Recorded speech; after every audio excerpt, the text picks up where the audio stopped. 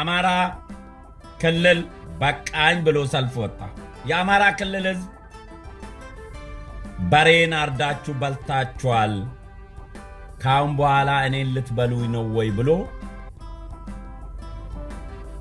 ልጆቻችን በጦርነት ማለቅ የለባቸውም፣ እኛም በራብ ማለቅ የለብንም፣ ጦርነት ከኛ ላይ ቁም አለ።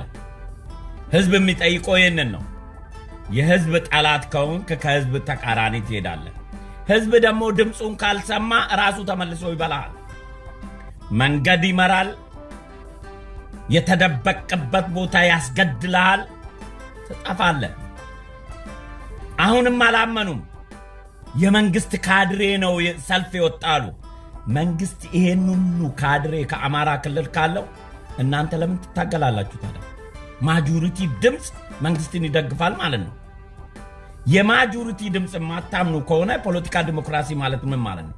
ይሄ ሁሉ ህዝብ የመንግስት ካድሬ ከሆነ ይሄ ህዝብ አማራ እንዲህ ብሎ ተነስቷል፣ ይሄን መንግስት አይደግፍም ያልከው በጉልበት ሲያስወጣው እዛ ወደ ተቃውሞ እንደውም አሪፍ ሆነለት። መንግስት ሰልፉ ጣልኝ ብሎ ከሰበሰበው አማራ እንዲህ ካለ እዛው ነበረ ሰልፉን ወደ አመጽ የሚቀይር የነበረ። እንዲህ አይነት